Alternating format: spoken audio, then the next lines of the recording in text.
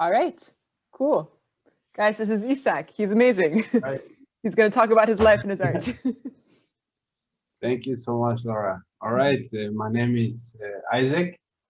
I'm very happy to do this, and I just want to start with a small prayer. So, thank you, Jesus, for this opportunity to just share parts of the gift you have given me and how you've been working in my life. And thank you for these students. Father, I ask that you're present and your Holy Spirit speaks through me and that you're in the center. In the name of Jesus, bless the students and yes, let's enjoy this moment. Amen. All right, so we can start by sharing the screen. Share.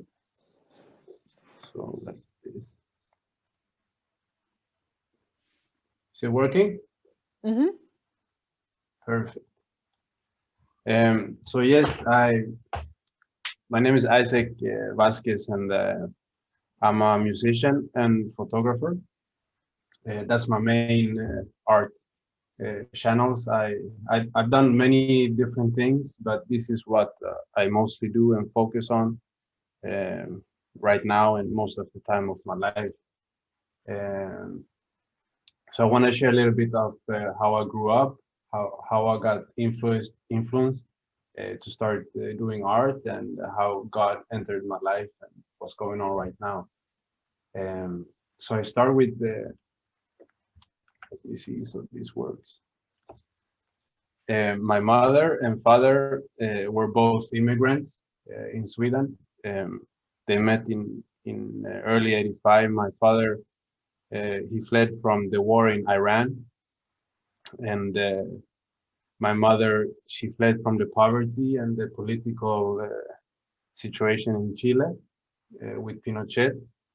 And they met in Sweden, and they fell in love. My mother always told me that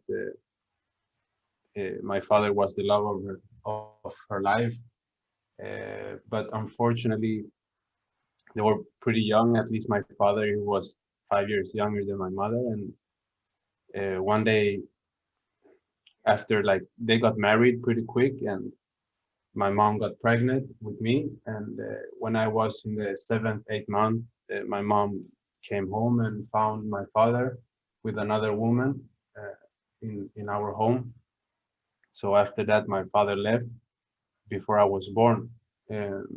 So basically, me and my mom, we grew up alone.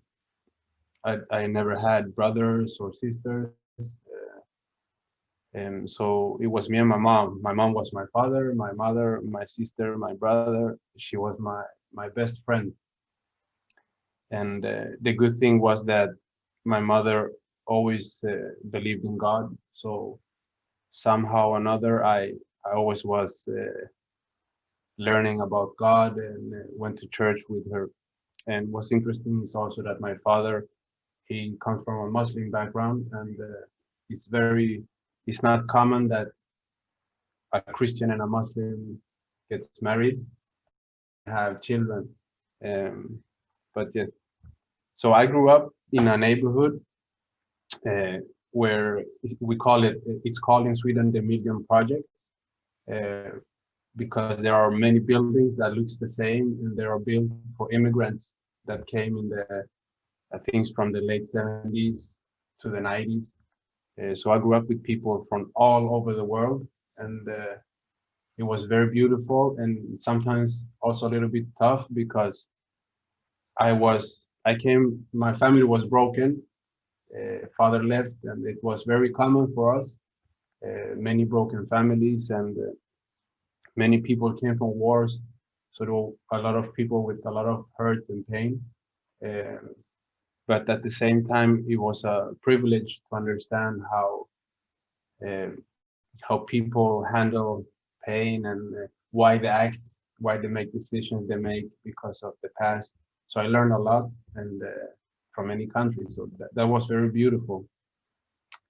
Um, so my mom, she was always very spiritually sensitive, and she had this artist soul, but she grew up so poor in Chile that she never had the opportunity to develop her art.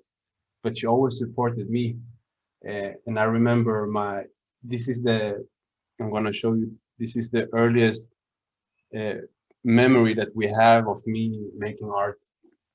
I was 5 years old, and we just came home from visiting Chile, and I was so like, I want to go back where the sun always shines. So I made this painting. So it's me, my mom, and it's supposed to be the Chilean flag and a sunny day. So this is, yeah, the earliest memory of me painting. Um,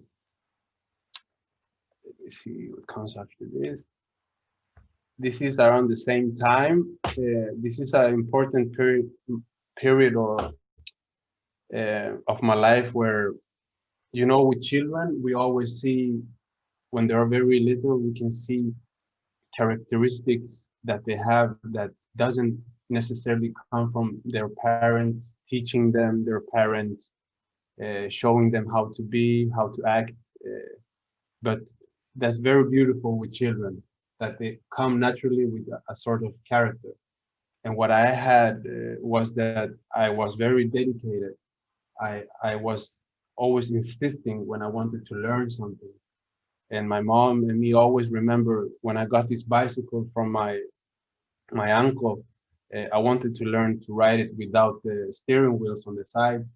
So we went down when I got it to the park outside the house, and I started trying to ride the bike, and I kept falling down and hurt myself. And after a while, my mom told me, "That's enough. We need to go back home. You're hurting yourself." But I insisted, and I kept doing it until I managed. And this was like a memory, a trigger point for me to always bring whenever things got hard or whenever I wanted to learn something. That became both good and negative during my life. So I will share that. Um, so growing up in these million projects, uh, we had a lot of hip hop culture, a lot of graffiti. Mostly it was graffiti that was active within the youths, but also breakdancing and rapping. And I tried a little bit of everything. And since I didn't have my father or brothers, I was always looking for a male role model. And I looked a lot in my friends' older brothers, and they were all like super into the hip hop scene. And there was this specific older brother of my friend named Carlos. They were Chileans also. And I used to go home and play at Carlos' house. And I used to sneak out from his room to sneak into his big brother's room. And my friend used to leave the house, and I used to stay with his big brother because his big brother was very active as a DJ and graffiti artist. So he showed me so much about the art in the hip hop scene, and that's when I fell in love with it. Um, and it was, I think I was, yeah, around 8, 9 when I started like falling in love with the art and specifically with the hip hop scene. And I started painting, and I got so inspired by the graffiti, so I could sit hours just painting. And I started showing him, my friend's big brother, my art. And I remember once he said, this was maybe like 2, 3 years after when I was 11, around 11, 12, he said, you have a very unique style, and you're very talented, you have potential. And when he said that, I grabbed that and I hugged it like, this is my fuel. This is, I'm gonna I'm gonna do this the best. And the same mentality as with the bicycle. Nobody's gonna stop me. And so I start painting a lot, and in the neighborhood we start, making like graffiti crews, battling. It was very beautiful, very, very beautiful in the 90s, when it's the golden era of hip hop, and we really lived it. So it was a beautiful time.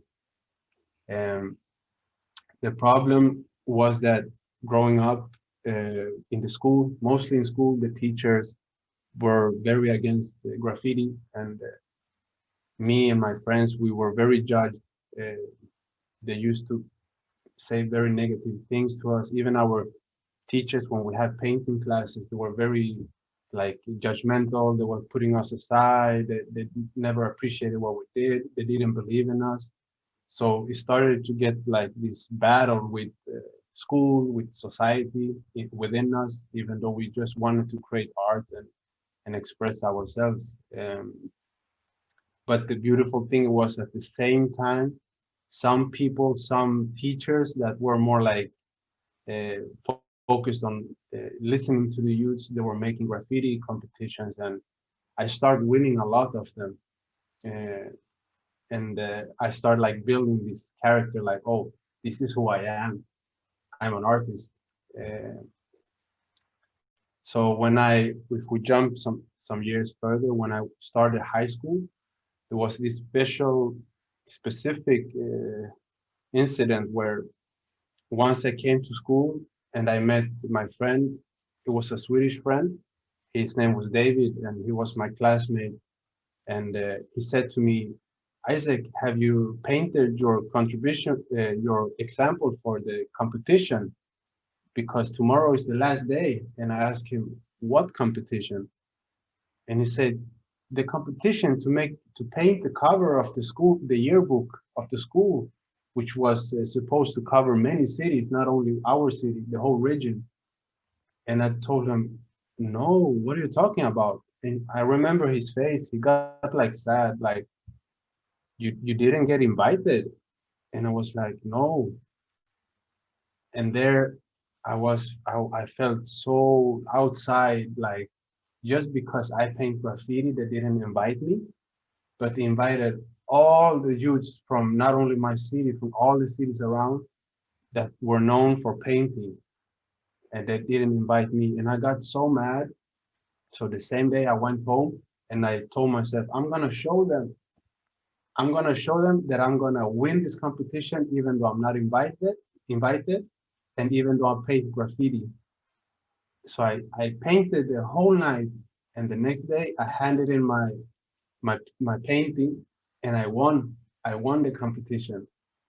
Uh, and this is the painting. It's not so good if I can give my opinion right now, but I was 15 years old, so at that age it was good. Um, this was a very big turning point for me because I saw the power. I saw the power in having dedication. I saw the power in somehow shutting people, like, you telling me I'm not good, you telling me uh, whatever negative you want to tell me, this is my weapon, and I'm good at it, and you cannot stop me. I can even win things. I can even take steps forward with my art. And so here was a very big turning point for me, and this was me now. I was the graffiti artist. Everybody knew who I was. I started getting a lot of love and also respect, but also a lot of people started like hating on me, especially other graffiti artists. So it was a revolution in my life when it came to art. Um, so at this time, I was 15, 16 years old, and what I want to share also that the graffiti, the painting was very important for me, but always in my heart, I had this huge love for music. I always loved music more than anything else. It connected with my soul. And at this time, I remember there were some of these local artists, these friends, older brothers. There were some of them that were really good rap artists. And I used to, in this moment, I used to have this calling, feel this calling to the music. And I felt like I would love to make beats. I would love to produce for these artists that are here in my town. And I specifically chose, or in my head, I chose to wanting to produce to a rapper called Cap. Um, so what I did, I asked a friend who was one of the producers, beat makers in the city, to teach me how to make beats. And surprisingly, he was super open to it. He was like, I would love to teach you how to make beats. And he started teaching me, and around after 2 years after, when my beats started to sound good enough, I contacted this rapper Cap, and he really liked my beats, and the door opened up for me in the music world. I started working with him, and through him, I met other groups, and within these other groups, rappers, was this group called Side Effects. Uh, and Side Effects, I'm gonna show you. So on the right side, this is me. On my left is Cap. He's like the mentor, the older guy. And then it's Lincoln, a Swedish guy. And next to him is Juancan. He's from El Salvador. And I forgot to say that Cap is Argentinian. So we were always mixed, all races. And that was, I really like that. So during this time, I became very, very good friends with Juan Carlos because he was also a producer, and he taught me a lot about producing also. And they were working on their first debut album during this time, and I managed to produce 3 tracks on this album. And very shortly after it got released, we were so good friends that they asked me, "Do you want to be part of the group? You can be part of Side Effects." And I was like, "Whoa!" I really looked up to them, and now they want me to be part of the group. That was a blessing for me. Um, and shortly after that, we start working on the second album. And I also, at the same time, moved. I changed my city. I moved to Malmo to study because I wanted to study. My mother always told me I came from poverty to Sweden, and there are two things I really want from you is that you get an education, and before I die, my dream is to see you to follow God. So those two things were always in my heart, in my mind, that okay, somehow something needs to happen with those two things. I want to see my mother be happy. So I moved to study. I never really wanted to study, to be honest. I did it mostly for my mom, but it was good for me because I discovered also uh, some beautiful things within the visual art. So at this time, I moved to Malmo, and we were working on the second album. Um, and I was studying visual communication and design in Malmo University. Uh, so we released our second album, The Wood Sessions, in 2011, and it was both digitally and physically, CD. And 2 years later, we released the Wunderbaum music on vinyl. So I produced almost the whole second album, The Wood Sessions, and the third album I produced like half of the album. And I was also, since I was studying design, I was the one making the graphic design and working with other artists to like directing the art. And yes, so I learned a lot. So it was good for me to do the design at the same time I was studying design. And so one thing that was very interesting during this time when I was studying, I noticed I always felt like I had a gifting when it came to visual arts. The music was very different because the music I had to work a lot. I'm not musically gifted. I don't consider myself to be that, but I have passion, and I know you can move with both. Like either you have the ease with the gift, or you have the passion for it and you just dedicate yourself. And for me, the gift was the visual, and the music was the passion. Because I noticed in the university how easy it was for me to learn when they showed us how to work with visuals, the balance, the golden ratio, the colors. Everything was like I already knew everything without nobody teaching me. But I didn't discover that until I noticed with my classmates that they were learning, they were struggling, and I noticed I had it naturally. Um, so that was very, very nice to discover during the university. But I also then discovered, okay, if this comes so naturally and the music doesn't, well, there just a battle started because I wanted more to make music, but I noticed that my giftings were strong in the visual. So it was a little battle I had for many years, but um, yes, I'll come to that later. So during my last year of the university, I bought myself a camera because I needed to take photos of the physical project we made in school because we make portfolio every year. And during this time when I bought my camera, I started also to take a lot of photos of nature and buildings on my free time. And I felt like there is something with taking photos that I really like because, to be honest, I never liked doing graphic design. It was too much work and not personal enough in the way we were taught, because it was like, when you're finished here, you're gonna work for these companies that make commercials for bigger brands. And that was like, I don't want to do that.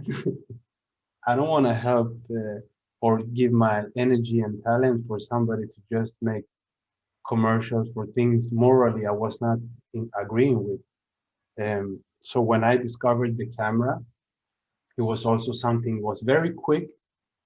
I like to create art quick, at least when it comes to the visual part.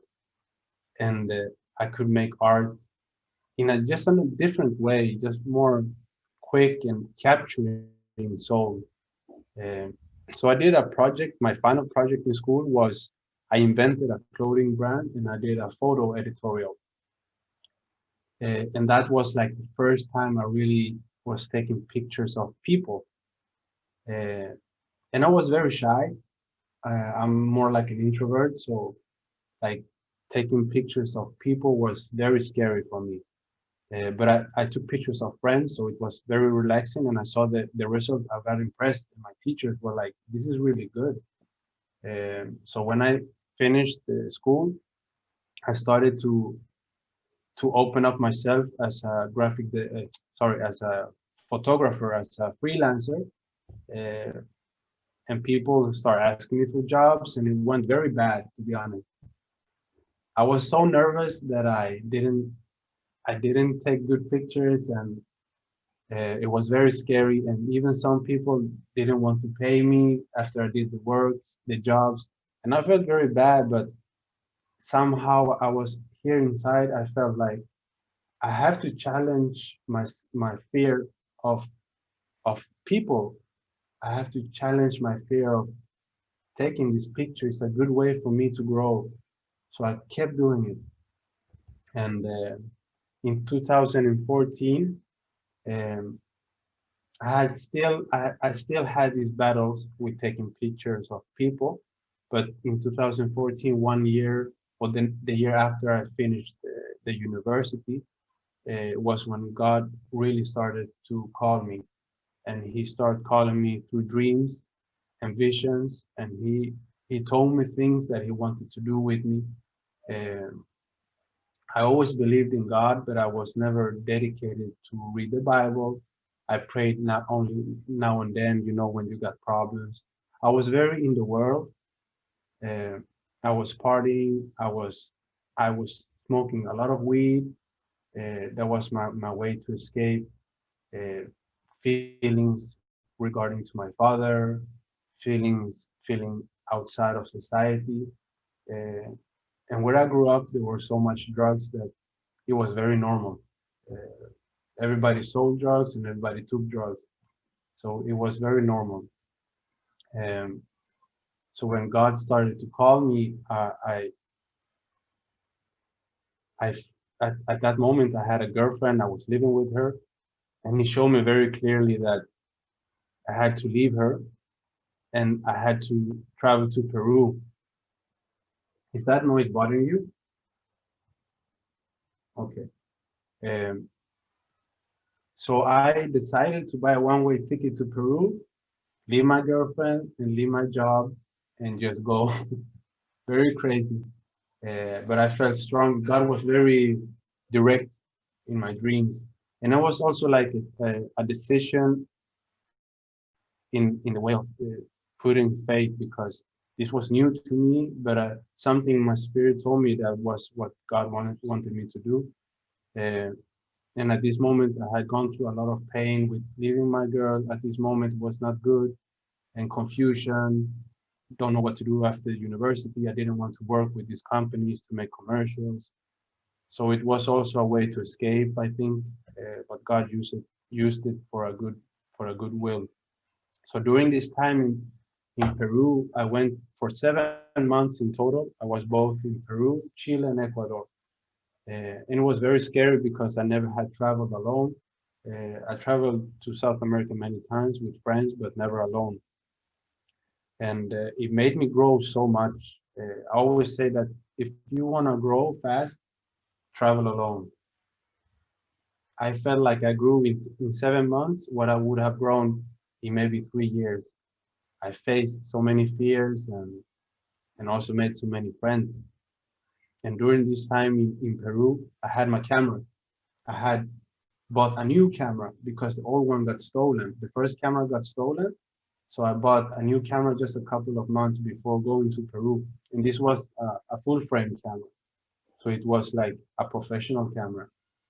And I bought a 50 millimeters uh, lens, a good lens. So I had a good equipment and I went to Peru. And during my time in Peru, I started to take a lot of photos of people I saw on the streets. You're in a totally different place. People, indigenous people, Afro Latin Americans, and these faces that you don't see every day in the same way in Europe because also they're wearing their traditional clothing. The atmosphere is totally different. Very inspiring. So I started breaking my fears and going to people. I like how you look. I want to take a picture. If there was this guy, interesting guy, I started to become friends with him so I can get closer and then take a picture. Here during this travel was when I really felt now my pictures are really getting good. Now I have something that I really love. I love this way of expressing visual art. It's quick. I get to meet people and I get to constantly break fears, get out of my comfort zone. And so when I came home from this travel, I had my first photo exhibition. And that photo exhibition, which I had in my hometown, opened up all the doors. And from that point, I started to freelance as a photographer. And it just went super fast. And I started getting jobs, and people started liking my art a lot. I started winning competitions, and I've been freelancing ever since. So, like 4 years, I've been a freelancer. So these are pictures from my travel. On the left side is a young artist who painted walls in Ecuador. And what is very strong about this picture is that he has these scars on the by the mouth, which it's very common in Latin America when you see something bad and you open your mouth, like you tell on somebody. That's what the gang members do to them. They cut their mouth because then everybody knows he's a snitch, how you call it in America. But he was a very, very humble guy. Like his heart was so soft, and we became very good friends with him. But he let me take this picture, and we became very good friends. He was a very beautiful, beautiful guy. And on the right side, uh, it's a baby that was crying when we were watching the Inti Raymi ceremony in Peru. And he was just looking at me while he was crying. I was like, oh, I gotta stop. He cannot cry anymore. Let me have some fun with him. So I took the camera and started like smiling at him, taking picture, and that's the picture that I got. And with this picture, I won Picture of the Year in Sweden of a region competition. And so yes, this was like my starting point with these photographies, going to the world of photography. Let me see.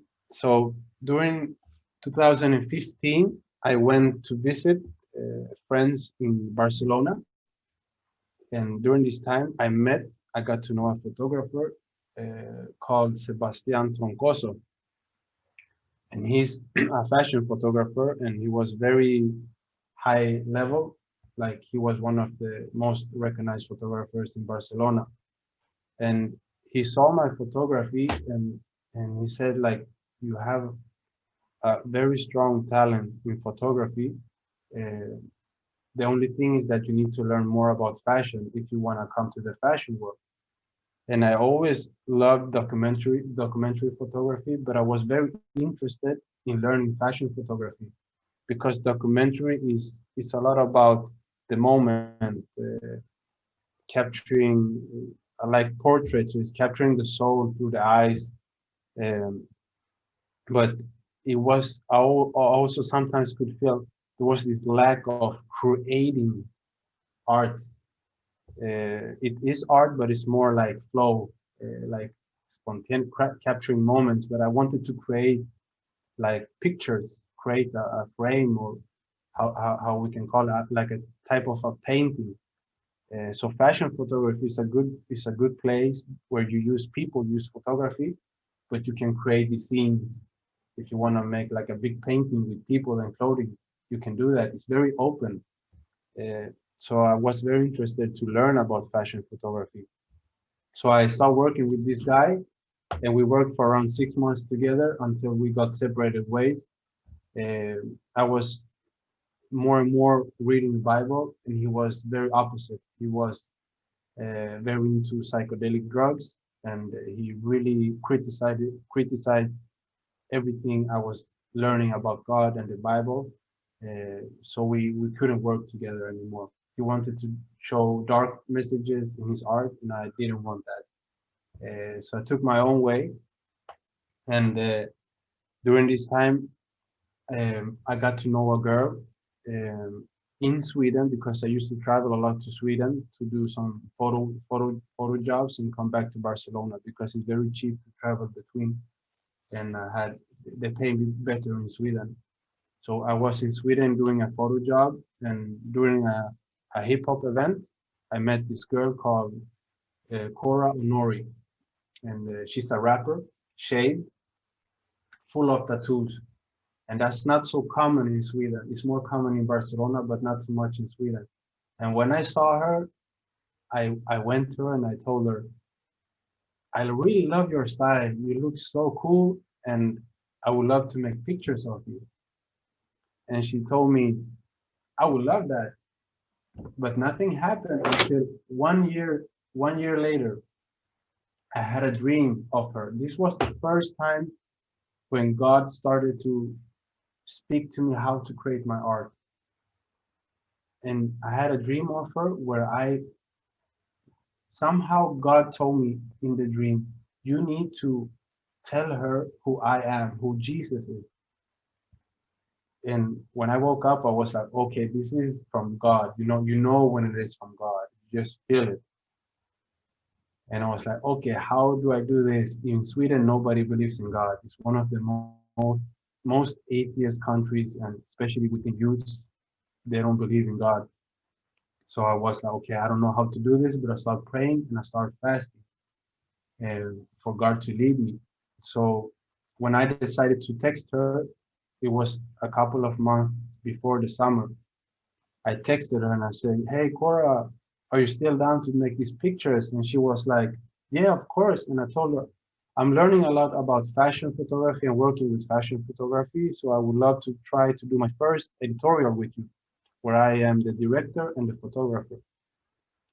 And I would like us to express ourselves in this photography editorial. And I have an idea that we can express how it is to transcend from darkness to light. And she was super down. She was like, yeah, I would love that. And she said to me, we can maybe do me being baptized and following Jesus. And that was like super weird for me. Whoa, this was no effort at all for my part. And got so happy. I thought that was gonna be the biggest struggle to make her wanting to express Jesus. So I started working on the editorial, and was so what's this was so good because when I went to Sweden to make the editorial, I had 5 or 4 days to make it. In the summer, in summer in Sweden, it rains all the time. It rains all the time. So getting sunny days is very difficult. And we had only these 4 or 5 days. So when I came down, we met also with a girl called Tasha. She's a stylist of hair and stylist of like decorations. She works with carnivals. She makes decorations for body and hair. And we needed. I wanted to have some decorations, and we needed assistance. So we contacted her, and she was like, "I'm down to do this editorial with you." So it was me, Cora, and her friend because they were friends. And when we started planning the days, we saw in the weather that the first day was gonna be sunny. So we decided, okay, let's do like this. Half of the pictures. So sorry, I'm not being clear enough. The picture, the editorial was gonna reflect going from darkness to light. So half of the pictures was gonna represent darkness, and half of the pictures was gonna represent light. So the idea was to take pictures that represent light when it was sunny, and take pictures that represent darkness when it's cloudy and dark. But what I wanted to have the dark days cloudy without rain, and that's difficult. Uh, but what we got was at least we had one day with sun, guaranteed. So we started with the sunny days pictures. Everything went super good, and then we had the next day, which was sunny and cloudy. And the girls was like, I said we should do the pictures the next day because the day after that it says it's gonna rain. And if it rains, we cannot take photos, even though it's cloudy, but raining destroys everything. But I felt in my spirit like, no, we are not gonna take pictures when it's half half. I want darkness. I want cloudiness.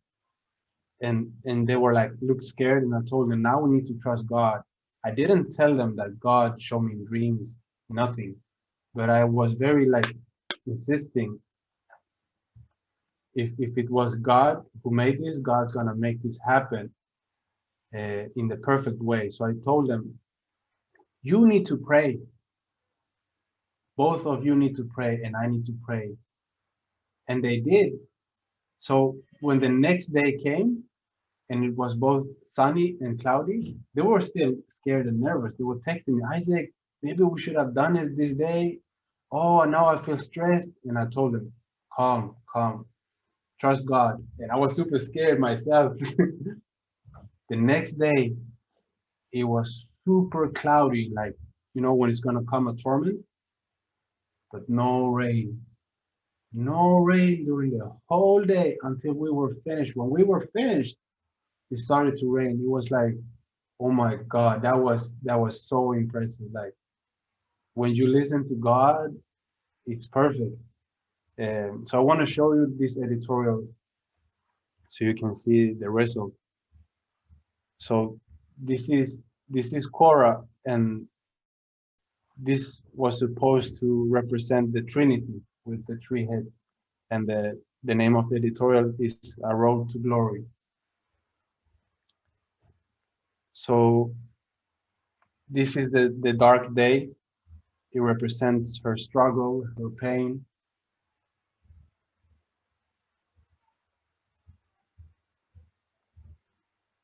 And this is like the part like saying, I cannot take it anymore. I need help. And that's why she looks up to the sky. Like, if there is something up there, I really need your help.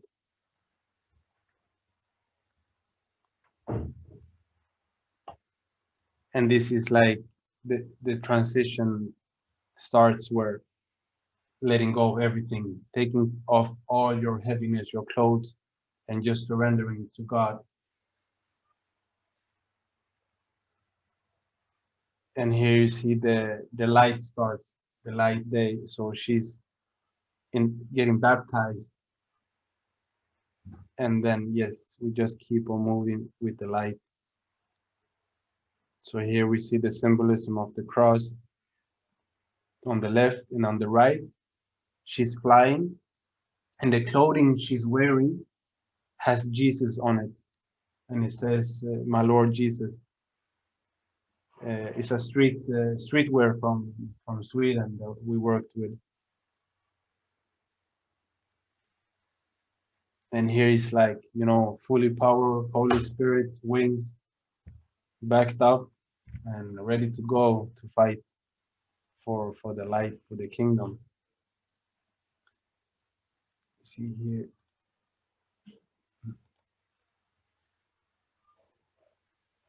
So yes, this was published in a magazine, physically in New York, and it was my first editorial that I did as a both photographer and director. And it's still one of my favorite projects I've done, both because the results and the beauty of just obeying God and the power of God when you really obey Him. Oh. So in 2018 was the biggest revolution of my life.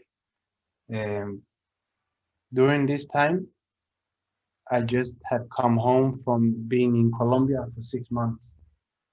Uh, I had a girlfriend from Colombia, and I really, really loved her, and I wanted to spend time with her. So I got to know her in Barcelona, but then we went to Colombia to be with her there, and it didn't work out. So when I came home in 2018, I was very hurt and very confused.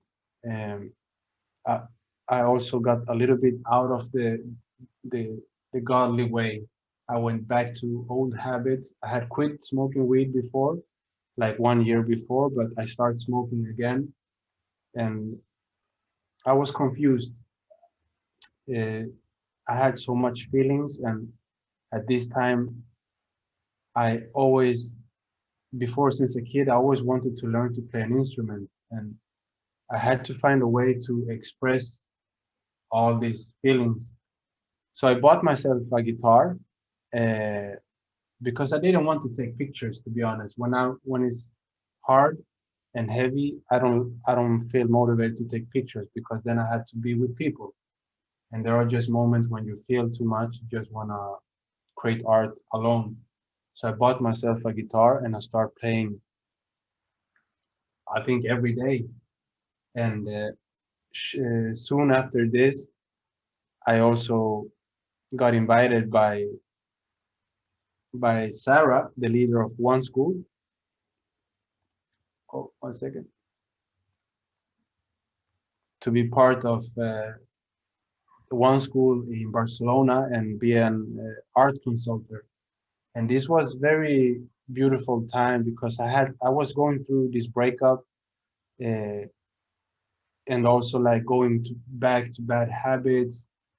But Sarah opened up this door and said like you can be part of one school, you can come and be with the students, and you're free to come to all the classes you want. And at the same time, Dave, who's taking the picture here, this is outside of the base in Barcelona. He opened up his home so I could live with him, and there were just Christians there. And that was very important for me because I was too much like in and out, Christian friends and worldly friends, and you know, Christian habits, then worldly habits. It was too much confusion, too much back and forth. So God opened up these doors so I could be surrounded by Christian people all the time. And I also met Laura here.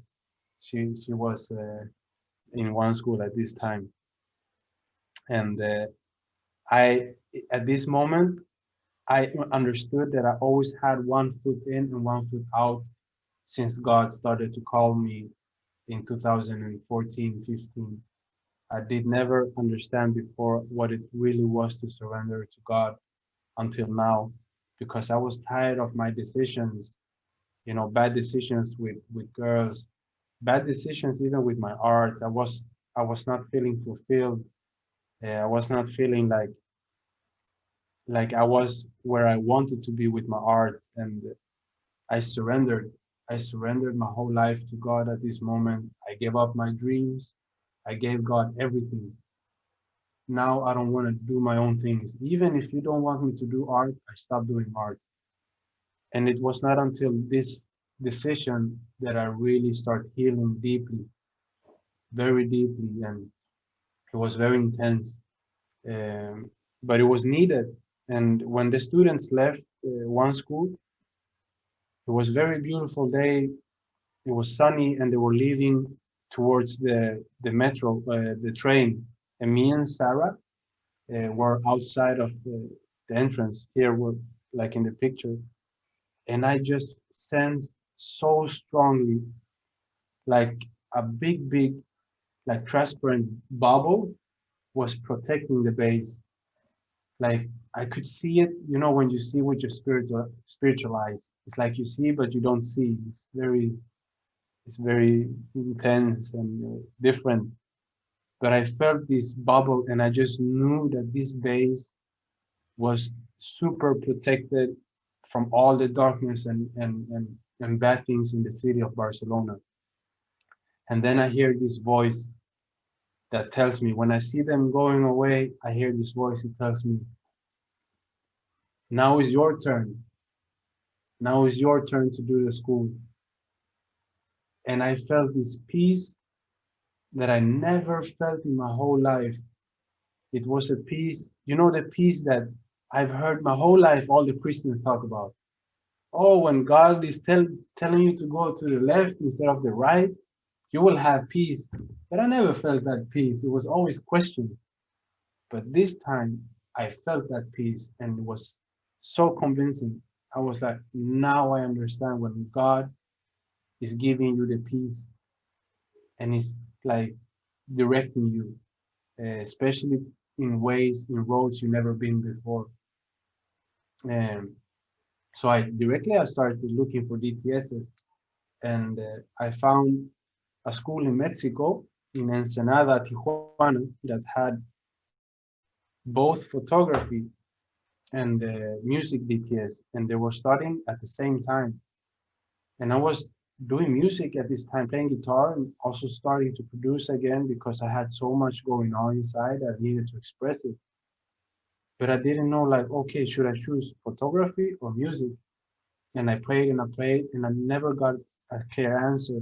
And I realized today that it didn't matter if I chose photography or music BTS.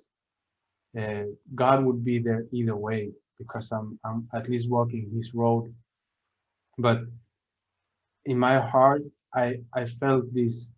There is a pride. God was healing me, so I could like understand more what was happening, what was happening with me since a kid. Being dedicated and finding a way to protect myself with the art that it was not healthy, and it was ego there.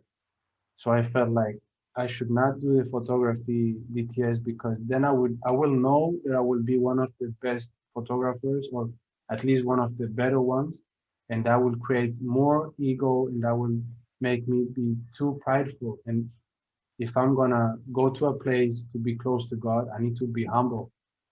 So I chose music where I'm super insecure, where I feel like I'm not gifted and it takes time to learn. But at least then I would be the one of the lowest ones, and I can humble myself. So I chose the music BTS, and it was like that. Like everybody were super talented, super good singers, and it was a lot of battle inside of me. Like, man, I'm the worst, and confronting a lot. But that was my decision, and it was good for me because during my DTS also God spoke to me very directly. You need to let go of of all your dreams, all the art, you need to leave it because I need to come in there. You're not letting me come in there because I always, since I started coming close to God, I had this vision of, oh, I'm gonna make it in the art. And when I make it in the art, when doors open, I have a channel to spread God's word. But God told me it doesn't work that way. It's the opposite.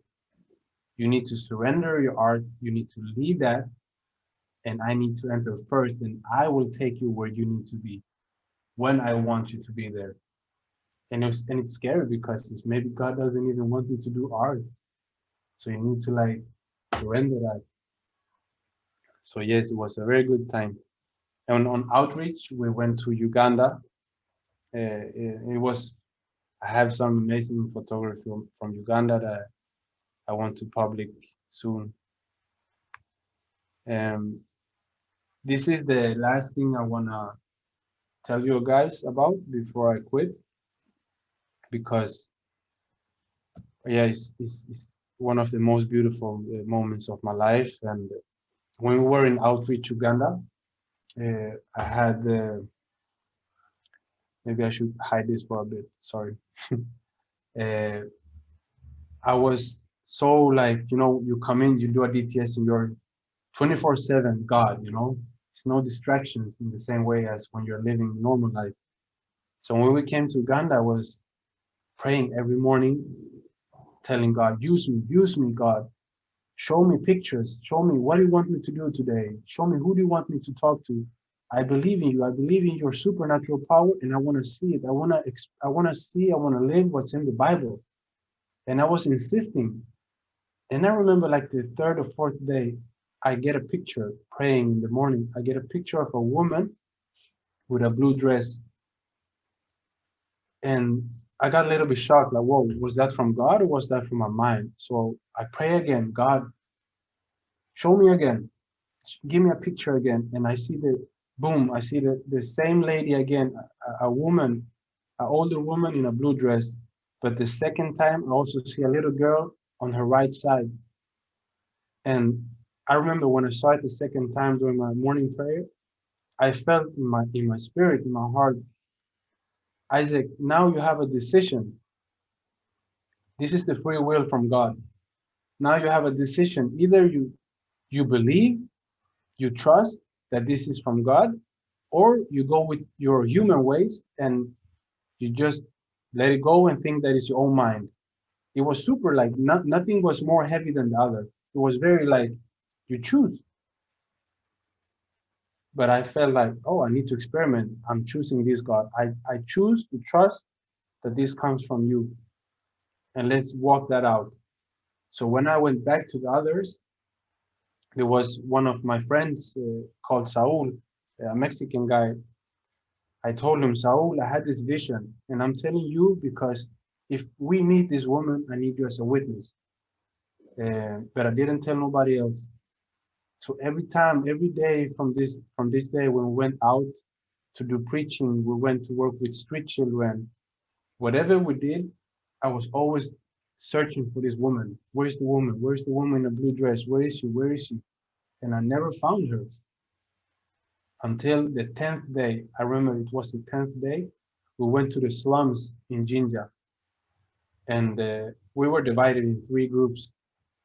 So it was me and 2 other friends, and we decided to go up hills. There was a hill in the slums, and we decided to go up hills to talk to the people with the houses upstairs. And when we started walking on this hill, I was speaking to God in my mind, and I told God, God, I'm so sorry. I think I got confused.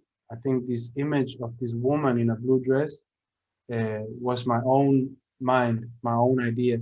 But I still trust you. I still want you to show me your supernatural power, and I want to grow. And then I let it go.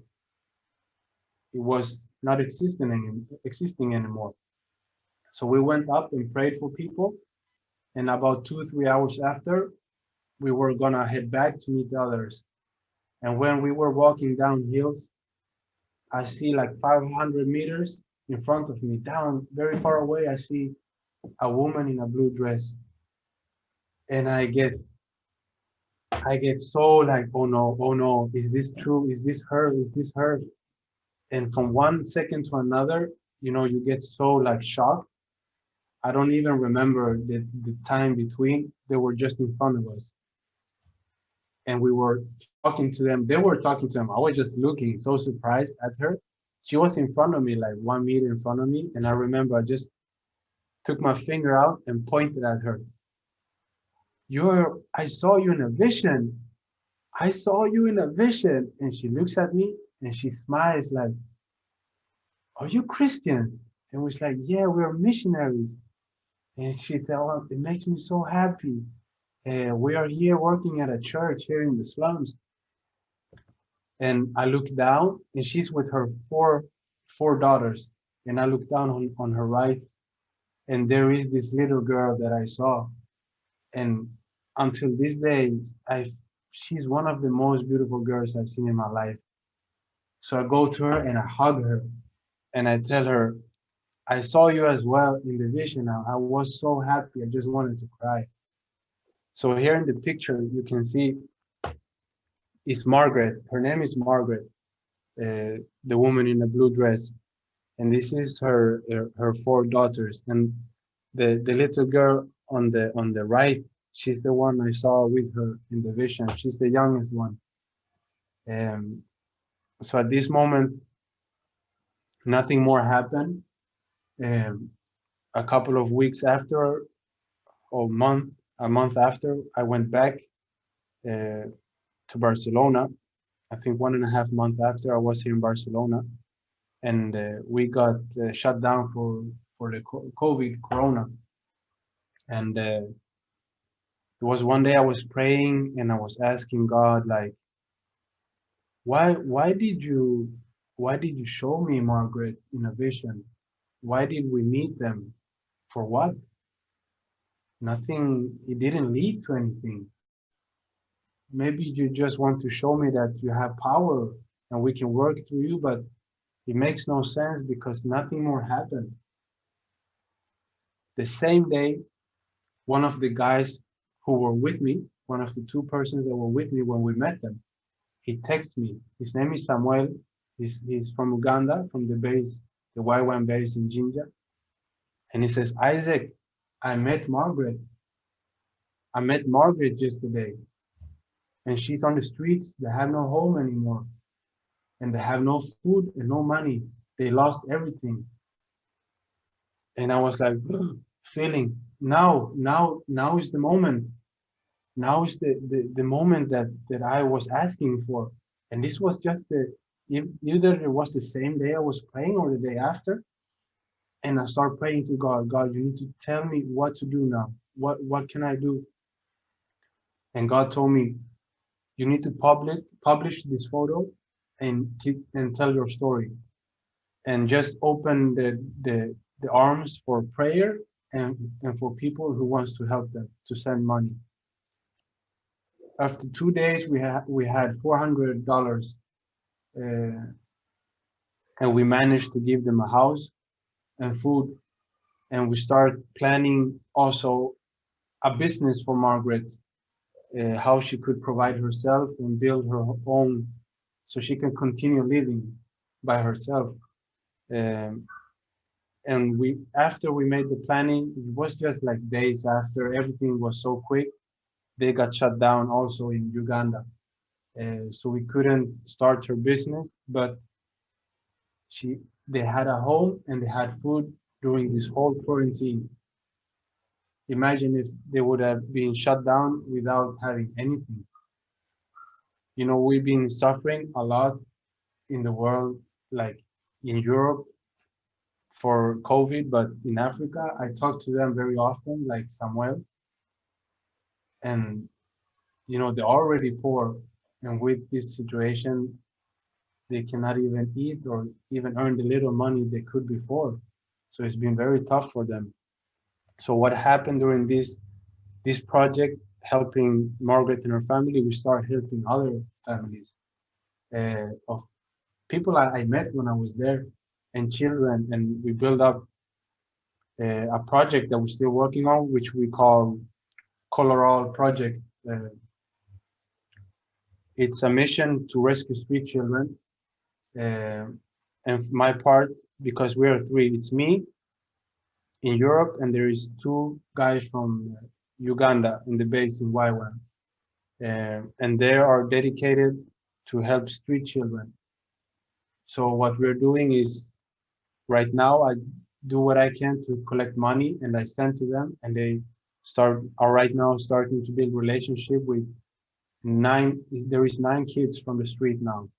They live in the streets. They're orphans, and we're starting to build relationship with them. And just using the money that we have now is $200, and we're just planning how we can do this. And we trust God. And the next step, we trust God, like He will show us every step. And I really trust that He will provide with the next step. So now we just focused on these 9 children, and I'm just trying to listen, obey God, what to do here. But I have the vision to create art here in the modern part of the world, to somehow get money, get this moving, to support this project in Africa, to help these children, build a center for street children, educate them, heal them, and try to find their gifts, trying to give them equipment so they can try whatever they want. If they want to try photography, music, painting, whatever art form they can try out, and we can find talents. I want to push them, want to fulfill dreams. I want to lift the nation of Uganda and show the power of God, where He can rescue people from the lowest point and provide themselves, and even be an example by making art, or even maybe even sports. I don't want to like box it in, but my part is the art. So that's my dream. And bring teachers from all over the world, just like YWAM, but focus maybe just on these kids, more on the kids, the street kids, and teach them whatever art form we can teach them, and about healing and all the process. So that's something that's going on right now. It's really in the beginning stage. Um, and during the quarantine, I hurt my ears. I was finishing an EP and I got tinnitus. Um, so it was pretty hard during quarantine, and there was this moment where I felt like when quarantine was getting like we were allowed to go out more. Um, it was one day where I was fasting and praying to God, and I told God, because I had decided to start searching for jobs in photo studios, like more working with other photographers. And there was this place, like I felt like this is where I want to work. And I was praying and fasting, asking God to open that door. And this was very uh, strong moment, because I heard God's voice. I heard literally Him speaking audible to me, and He said to me, "That's not my plans with you." And I asked Him, "What do you want me to do then?" And He told me, "Finish your music." And that was so weird, so out of my idea expectations, because I love music so much, but I never felt like that's what I'm really supposed to do. But God knows what you really want, and He's so good that He will find a way to collaborate with you. And He has now told me to finish my music. So I'm actually now finishing all the ideas that have grown through me playing the guitar. Uh, so I'm working on an album right now.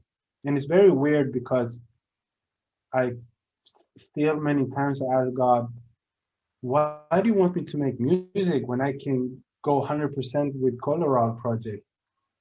This is helping directly, but you want me to finish you want me to prioritize finishing the music. It doesn't make sense.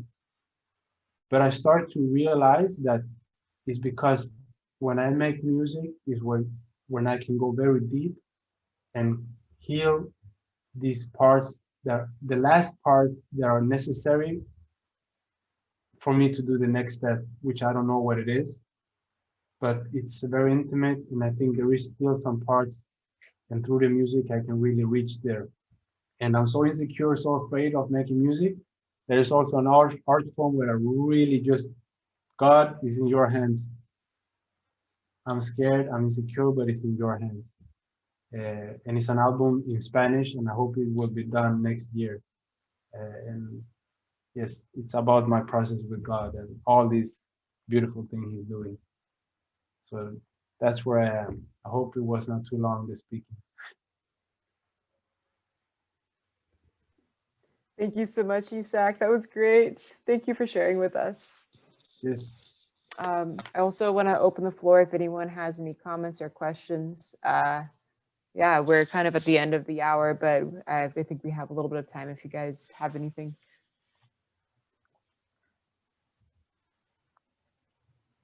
Yeah, I have a question.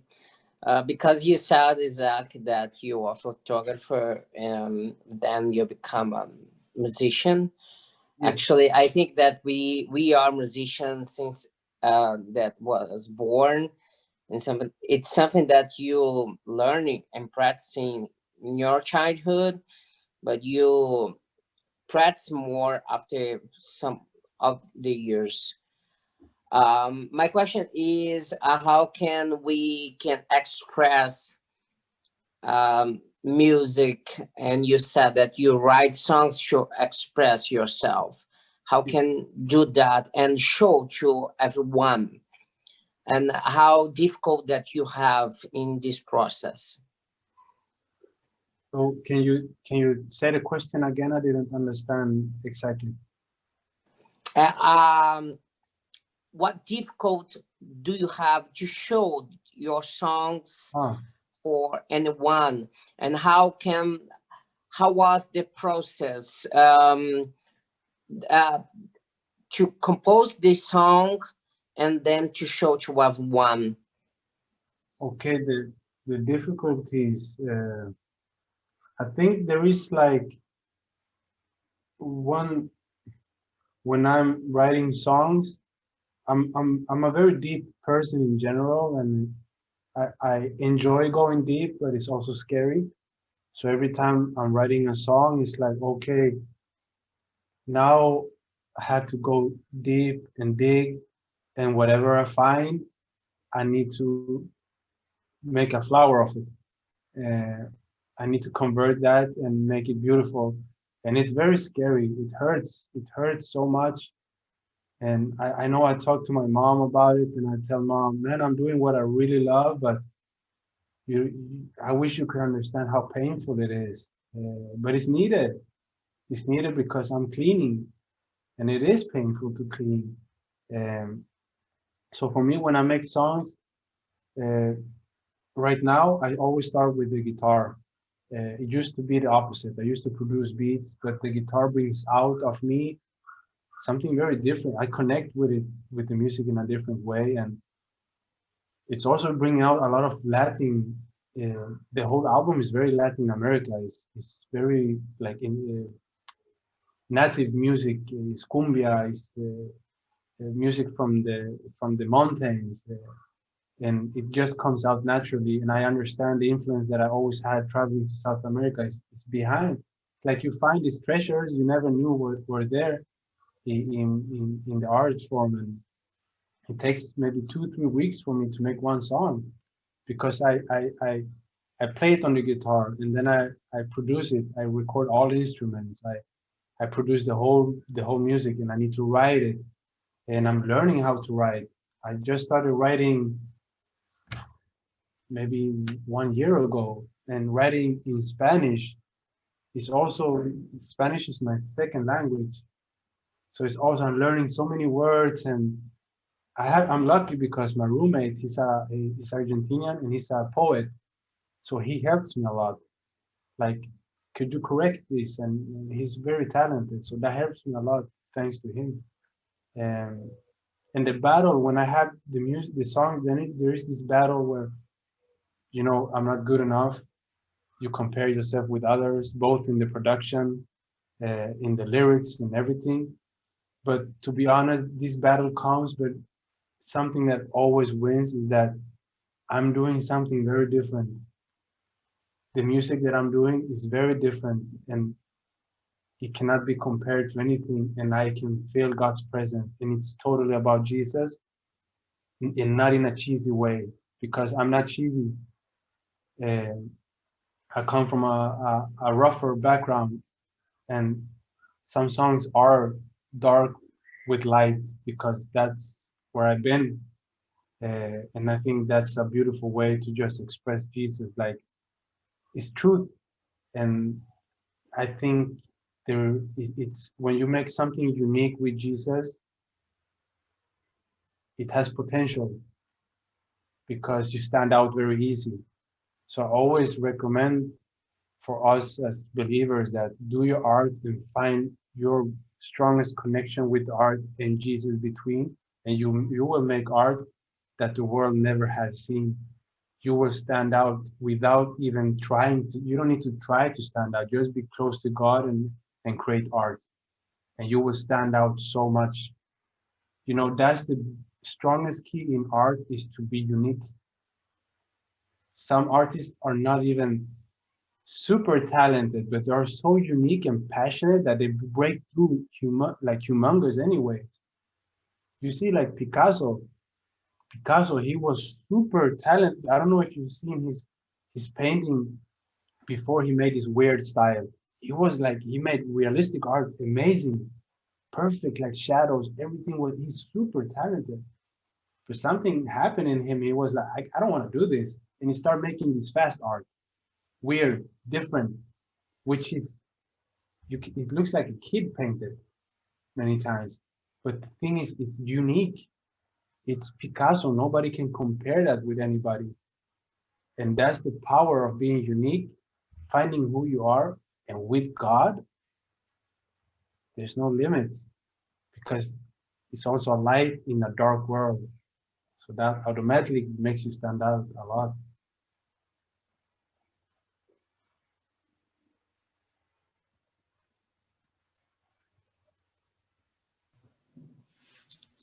Thanks, Isaac. Any other comments, questions?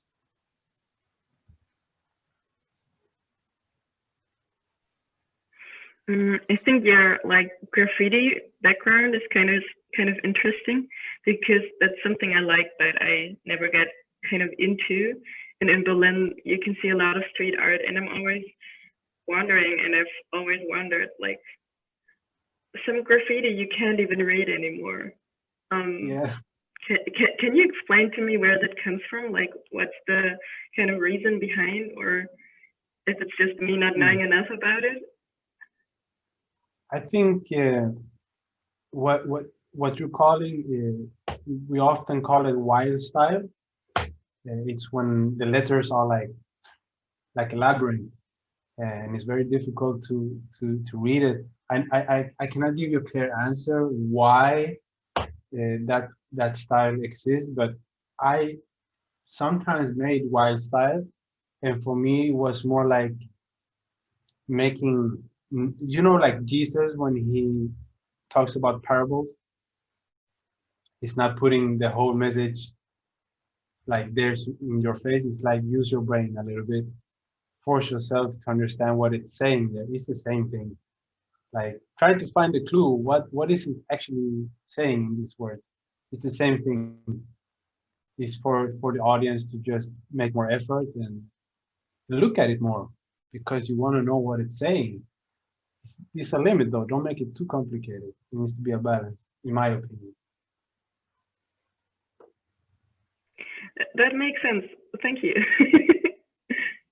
I'm happy to give you an answer.